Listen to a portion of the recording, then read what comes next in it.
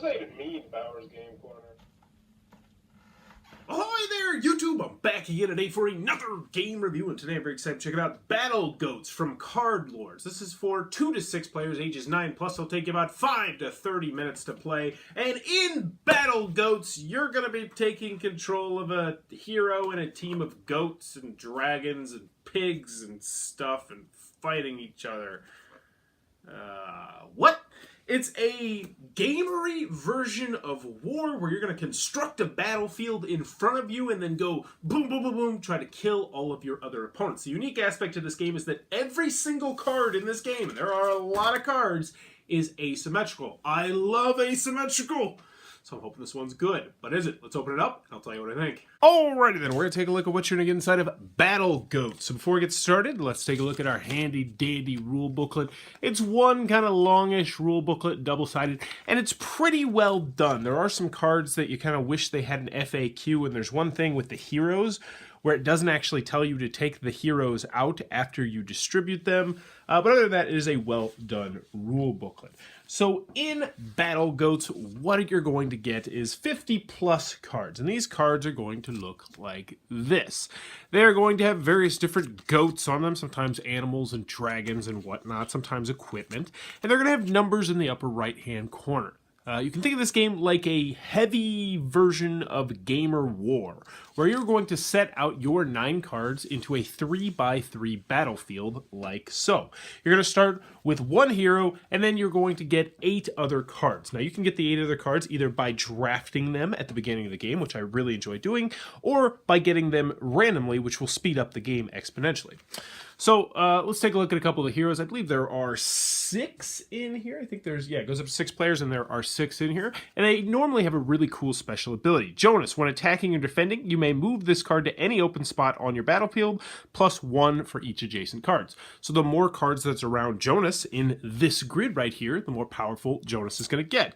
Tabor, when attacking, flip all opposing cards adjacent to the card you attack face up. They remain face up. This is really big because you are going to be able to see what you're attacking, which means that you'll be able to pick off people. So it's like, I know I can beat that person right there because I see what they have.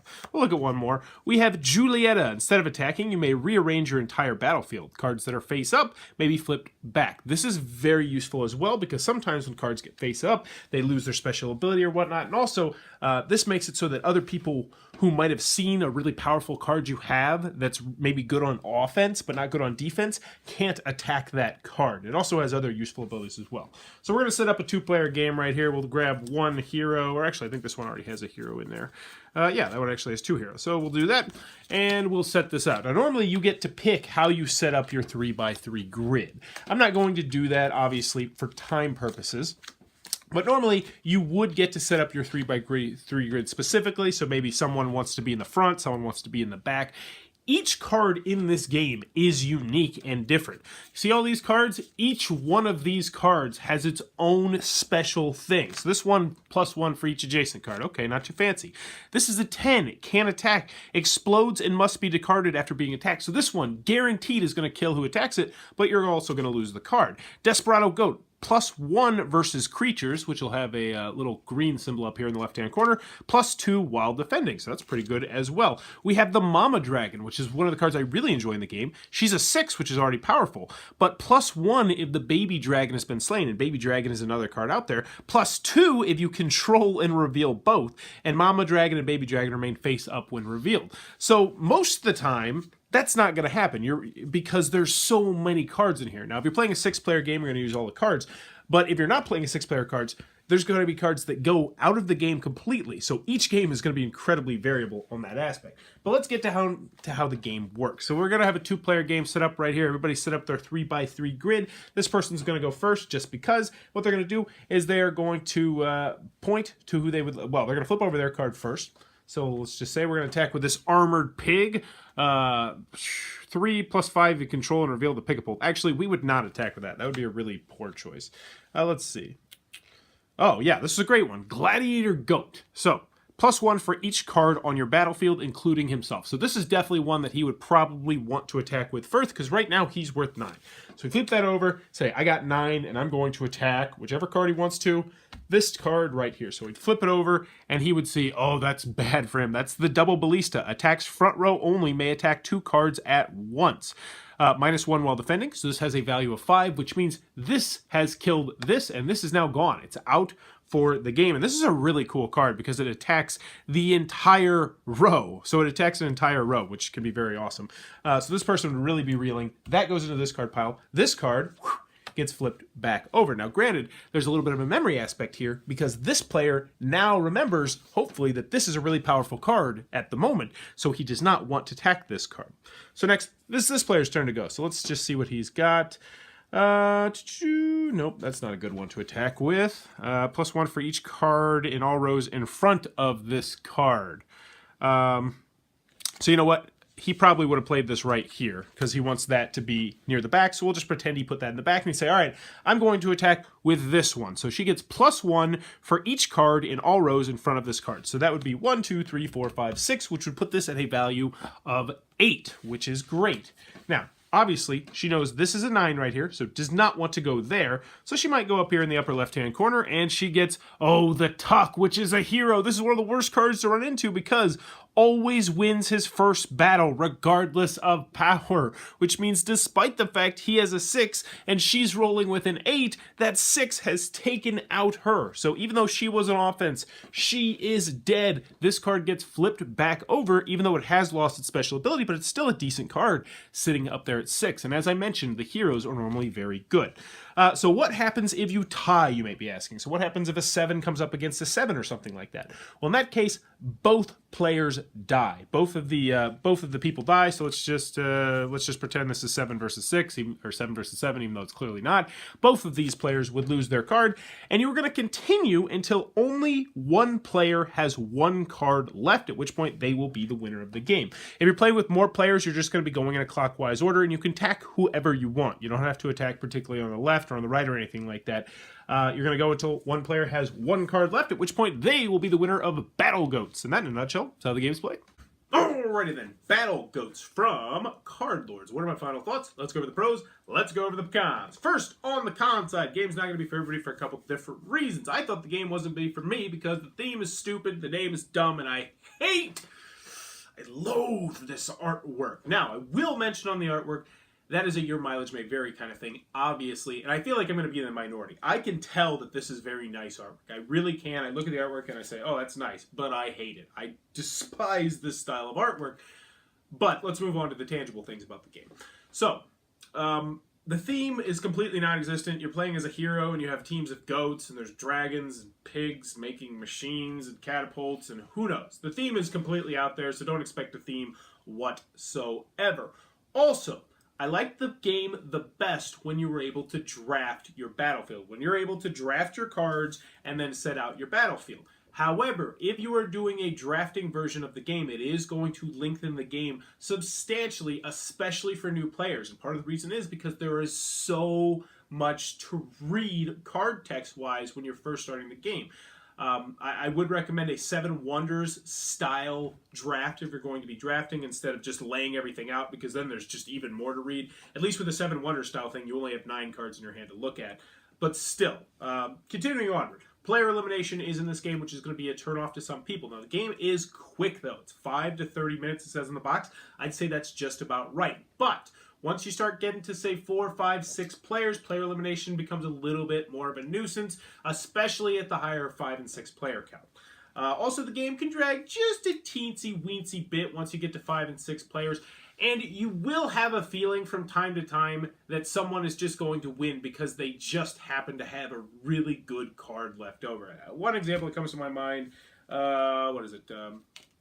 Tomb Raider. There's like a Tomb Raider where you get the more cards in a discard pile, the more powerful she gets. So towards the end of the game, you kind of just want to keep that card hidden, because at the end of the game, it just starts wrecking things, and you can get to that feeling where, like, it might even be just, you versus one other person. You might have 3 cards left and be like, oh, I can't be your Tomb Raider, I lose. It's just as simple as that. So it can get deterministic at the end of games, Yeah, but I still feel like it's pretty balanced because if you kill that Tomb Raider early on in the game, then, I mean, there you go. Any other cons I have with the game? Oh, it's a tuck box. Some people, you might be worried about this tuck box breaking. I do want to reassure you, it is a very solid plastic tuck box. It almost feels like a Magic the Gathering type deck box, just with printing on it. So don't worry about the tuck box. Oh, one more thing. Yeah, so the rules, there's some situations where you might like to have an FAQ. I think we ran into like 2 different situations where just cards kind of contradicted each other, and you were like, I'm not quite sure what's supposed to happen here. One of them was with there's a bee. There's a bee card, and the bee has 9 power. And once it attacks, it loses its stinger, and it gets flipped over, and then it loses like 8 power or something like that. So it becomes very weak. So it's a guaranteed, pretty much you're going to kill one thing, but then you're probably going to get killed. However, a card got played that revealed the bee, and the card text, the text on the card specifically says, once this is face up, it loses 8 power. So despite the fact it hadn't actually used its stinger, we weren't sure if it actually had the 8 health or lost, or the 8 attack or lost the 8 attack. There's just little things like that that came up, 2 of them, that were a little bit of a nuisance, but by no means deal breakers. I'm really stretching here for the cons, people. I am trying very hard to give you some more cons, and I just can't do it. I will be brutally honest with you. I got this game, I brought it to the table, and I was like, oh, this is going to be dumb. This is going to be stupid, stupid, dumb. It's about goats fighting each other, and it looks like it's an advanced version of war, and oh, wow, was I wrong. BattleGoats might be in my top 10 games of 2016. Really? I'm being serious. It's that good. I love this game. So, what do I love about this game? First and foremost, let's just get it out of the way. Asymmetrical. This game is incredibly asymmetrical. There are 50 plus cards, and each one does something different, and I love that. I love the way they interact. There's some cards that'll like let you repair machines, and there's some cards which will be an insta-kill, and there's some cards where even if they lose, they can still destroy themselves, and there's some cards that will let you do this and reshuffle your deck or reshuffle your battlefield, or there's some cards that have to be positioned in certain ways to maximize what they do, and I just love that. That is so cool. And it feels like it's very well balanced. That's a great, because with a game like this, with so much asymmetrical, you could have those cards that are just like, oh, that's broken. That's straight broken. And I just don't feel like Yes, there's some cards that feel like they're getting close to that, but all of them have counters, and I really, really enjoyed it. I also really enjoyed the drafting of this game. While I would not recommend drafting unless everyone knows how to play the game, just because there's so much card text to look at it, and it can be overwhelming when you first start the game. But once you know what you're doing, drafting is really cool, because there's going to be these points where like, I really want this card, but I really want this card, but there's also this hero right here that I really want, and I'm not sure if that hero is going to get back around to me. I like drafting, and I like random in this game. Now, I forgot to mention player count in the cons, which is always a big thing. This game goes 2 to 6, which is a fantastic player count. It's got a very wide player count. I will say I liked it best at 3, 4, and 5. 3 to 5 players. I didn't dislike the game at 2 players. I still think it's a great game at 2 players, but I just liked having more action going on. And I generally do. I generally would rather play a 3 or 4 player game than a 2-player game, just because I like to have more stuff going on. But it's still good at 2 players. Now, 6 players, that's where the player elimination kind of becomes a little bit of an issue, because you can get eliminated pretty early on in this game, especially if other people tag team you, which normally doesn't happen, because it's just not to anybody's advantage to be attacking one particular person. You generally want to spread it out. But it can happen with a game like this, where you can attack anyone you want. But the player elimination, it really didn't bug me too terribly much, because the game still goes by pretty quickly, and it's still pretty interesting to watch and see all the different cards in the game. It's portable, it's easy to learn, it's very easy to teach. The rule booklet is short and pretty well done, except for maybe those 2 instances that I had with the FAQ. And there's one other thing in this where once you get one hero, you're supposed to set all the other heroes aside. I'm pretty sure you're not supposed to have more than one hero on your battlefield. It doesn't explicitly say that in the rules, but the heroes are really powerful, so I'm pretty sure that that's how it works. But that aside, BattleGoats is a fantastic game that is going to be on my shelf for as long as I have a shelf because it's small, it is portable, it is easy to understand and to teach. It's asymmetrical, and I want an expansion. I want an expansion where it just comes out with a bigger deck box where you can put more cards in there. I'm blown away by this game. BattleGoats. Do not let the stupid name scare you off. Do not let the tuck box scare you off. Do not let the fact it's an advanced version of War scare you off. And I think you will be pleasantly surprised by what you get. BattleGoats from Card Lords is one of my favorite games that I've played this year. I can't believe I'm saying that, but I am. BattleGoats, Card Lords, go check this one out. I don't think you'll be disappointed. If you enjoyed this video, please be sure to click on that subscribe button down below in the comments below. Let me know, have you ever had any experiences with goats? Any unusual experiences with goats? Not really. I once had a goat try and eat my lanyard, and I didn't realize it was eating my lanyard until like it was just like 6 of the 10 inches of the lanyard was down its throat, and I actually had to physically kind of pull it out of its throat. Like it was down its throat. Like I was like pulling it out. It was just covered in goat. That was pretty gross. I was pretty drunk though, so I didn't notice that the goat was eating my lanyard. But yeah, ugh. Other than that, no really other odd things with the goat. But let me know, have you ever had any odd goat experiences? And always, thanks for your time, YouTube.